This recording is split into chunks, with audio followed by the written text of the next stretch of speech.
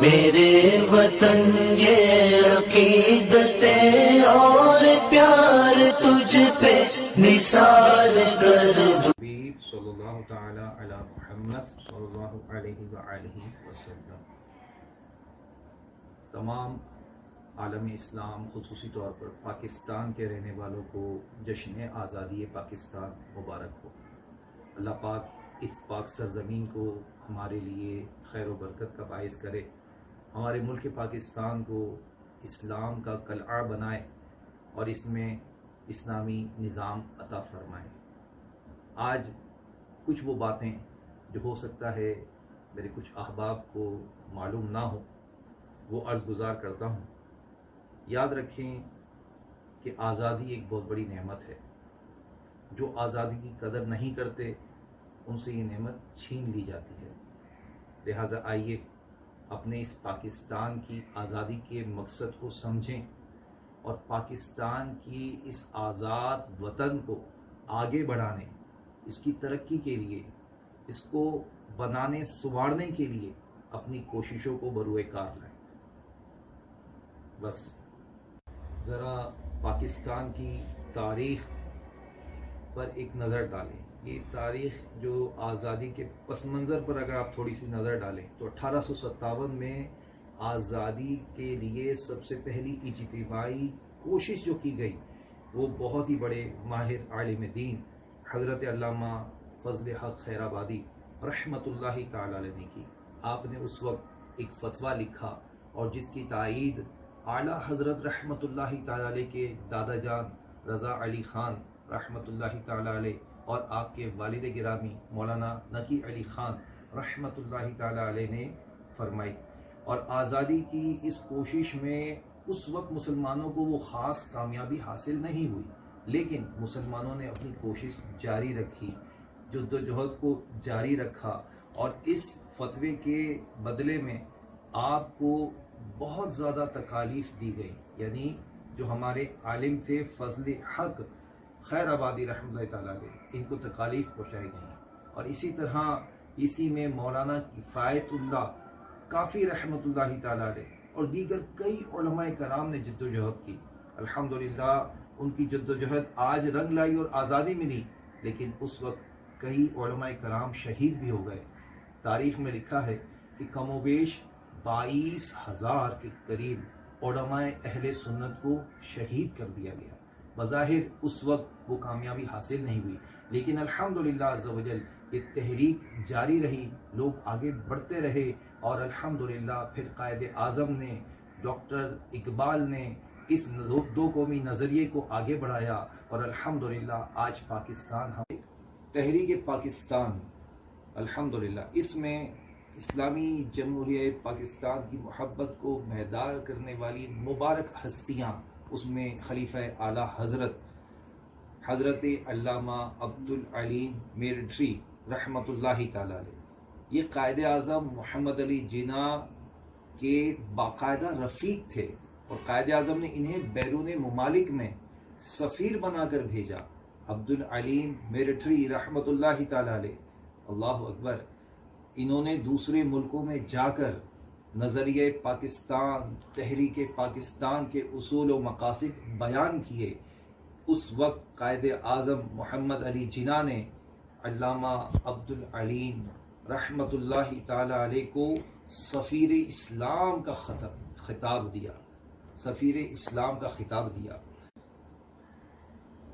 پاکستان بننے سے چند ہی ماہ پہلے جو حج ہوا تھا 1946 میں، اس وقت تحریک پاکستان اپنے آخری مراحل میں تھی اور کافروں کا پورا زور تھا کہ کسی طرح سے بھی یہ پاکستان نہ بنے.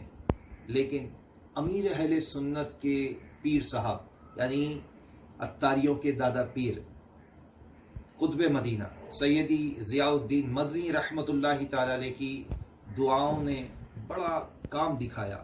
اس سال جو مسلمان بر صغیر سے حج کے لیے حاضر ہوئے تھے ان میں سے بعض عاشقان رسول نے سیدی قطب مدینہ رحمۃ اللہ تعالی علیہ کی خدمت میں حاضر ہو کر عرض کیا، حضور تحریک پاکستان آخری مراحل میں ہے اور کفار غیر مسلم پوری طاقت کے ساتھ پاکستان کے خلاف کھڑے ہیں.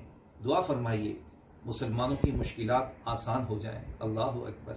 عاشقان رسول کی درخواست پر سیدی قطب مدینہ رحمت اللہ تعالی علیہ نے روضہ رسول صلی اللہ تعالی علیہ وآلہ وسلم پر حاضر ہونے کی سعادت حاصل کی. اللہ اکبر. خوب دل جمعی کے ساتھ پاکستان کے لیے دعا کی. پھر عاشقان رسول سے فرمایا فکر نہ کرو، انشاءاللہ کریم پاکستان ضرور بنے گا. کوئی بھی دشمن طاقت پاکستان کو بننے سے نہیں روک سکتی. اللہ اکبر. بزرگوں کی دعائیں قبول ہوئیں. علماء کرام، علماء اہل سنت، مشائخ کرام اور مسلم رہنماؤں بالخصوص قائد اعظم محمد علی جناح کی کوششیں رنگ لائیں اور 14 اگست 1947 کو رمضان المبارک کی 27ویں شب تھی. مسلمان شب قدر منا رہے تھے، مسجدوں میں عبادت ہو رہی تھی اور رات 12 بجے اعلان ہوا الحمدللہ مسلمانوں کا علیحدہ اسلامی ملک پاکستان مارز وجود میں آ گیا. پاکستان زندہ باد. پاکستان کا مطلب کیا؟ لا الہ الا اللہ. کون ہمارے رہنما؟ محمد الرسول اللہ صلی اللہ علیہ وسلم. ایک بار قائد اعظم محمد علی جناح نے لاہور میں تقریر کرتے ہوئے کہا our God is separate, our Rasul is separate, our religion is separate, our culture is separate. Therefore, we want a separate state in which we can live Islamic life. کتنا واضح پیغام محمد علی جناح نے دیا کہ ہم وہ وطن چاہتے ہیں جہاں ہم اپنے دین کے مطابق اسلامی زندگی گزار سکیں. جی ہاں، آج کے اس چھوٹے سے کلپ کا مقصد ہمیں وہ بات برابر کرانا ہے کہ جو ہمارے بڑوں نے ہمیں پہلے ہی بتا دیا تھا کہ اس پاکستان کا مطلب ہے اسلامی زندگی گزارنے کی جگہ، وہ جگہ جہاں ہم آزادی کے ساتھ اسلام پر عمل کر سکیں. تو آئیے میرے ہم وطنوں، میرے مسلمان بھائیوں، ذرا غور کیجئے، کیا ہم اس پاکستان میں آزادی کے ساتھ اسلام کی تبلیغ کر رہے ہیں، نیکی کی دعوت عام کر رہے ہیں؟ آئیے دعوت اسلامی کے ساتھ مل جائیے، دعوت اسلامی کا ساتھ دیجئے. یہ سنت و بری تحریک آگے بڑھ کر نیکی کی دعوت کی کام کو آگے کر رہی ہے، اسلام کے پیغام کو آگے پہنچا رہی ہے، سنتوں کو عام کر رہی ہے. آئیے اس پیغام کو آپ بھی آگے بڑھیے اور آگے بڑھانے کی کوشش کیجئے. اللہ پاک ہمیں اس پر عمل کی توفیق عطا فرمائے. ڈاکٹر اقبال نے 2 قومی نظریہ پیش کیا اور پھر آپ نے ایک ربائی لکھی. اس کے ایک شعر کا ٹرانسلیشن میں پیش کرتا ہوں. آپ اس ربائی میں لکھتے ہیں کہ خود کو کھینچ کر اپنے آقا محمد مصطفیٰ صلی اللہ علیہ وسلم کے قدموں میں ڈال دو، یہی غلامی اصل دین ہے. اگر یہ غلامی نہ کر سکو تو یہ دینداری نہیں بلکہ ابو لہب کافر کی پیروی ہے. یہ ہے آزادی. خود کو کھینچ کر مصطفیٰ کریم صلی اللہ علیہ وسلم کے قدموں میں ڈال دینا، اپنی مرضی، اپنی خواہش، اپنی تمنا فنا کر کے سچے دل سے غلامی مصطفیٰ کر لینا. یہ اصل آزادی ہے. اسی آزادی کی بنیاد پر پاکستان بنایا گیا. کیا ہم یہ غلامی کر رہے ہیں؟ 74 سال گزر گئے، ہم نے یہ غلامی نہ کی، یعنی غلامی مصطفیٰ کے اس انداز پر پابند نہ ہوئے. الٹا ہم نے آزادی کا مفہوم ہی بدل دیا. ہم نے بے راہ روی کو آزادی سمجھ لیا، ہم نے بے لگام ہو جانے کو آزادی سمجھ لیا. عریانی کا، فحاشی کا، فیشن پرستی کا نام آزادی رکھ دیا. یہ ہرگز آزادی نہیں، یہ تو الٹا اپنے نفس و شیطان کی غلامی ہے. شیطان سب سے بڑا دشمن ہے، سب سے بڑا کافر ہے. کافروں کی حکومت سے تو چھوٹ گئے، پھر خود کو سب سے بڑے کافر یعنی شیطان کی غلامی میں سونپ دیا اور اس غلامی کا نام آزادی رکھ دیا. کیا یہ آزادی ہے؟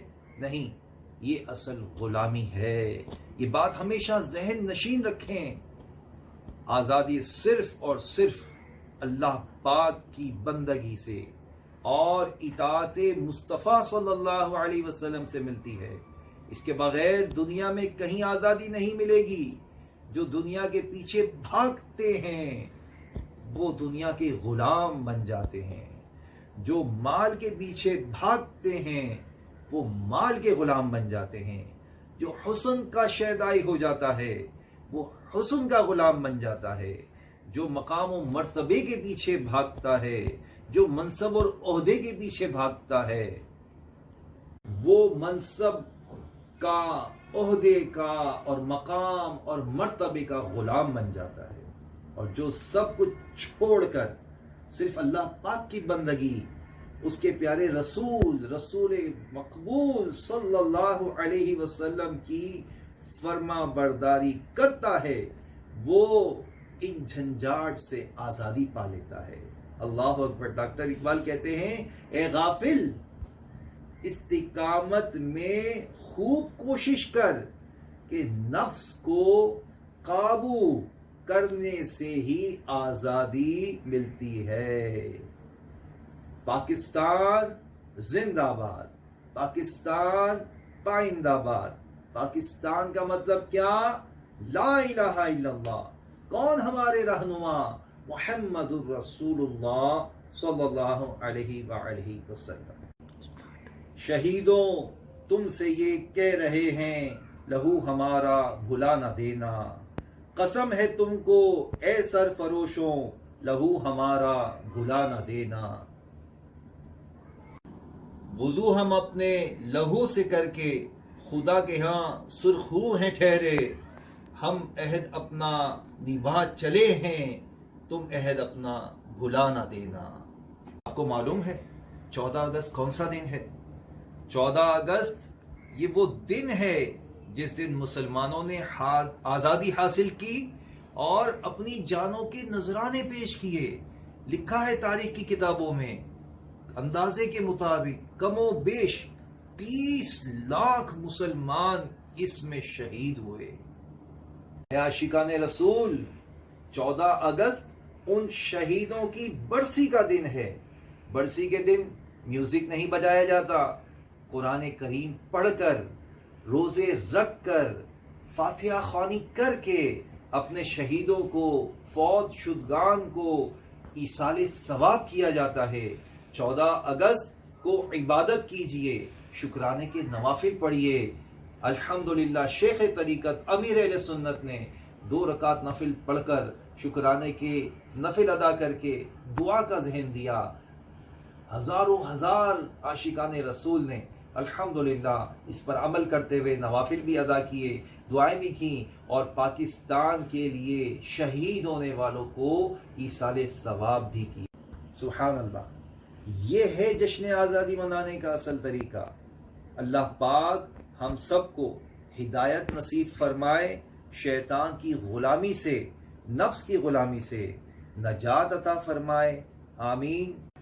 یا خدا پاک وطن کی تو حفاظت فرما، فضل کر اس پہ صدا سایہ رحمت فرما.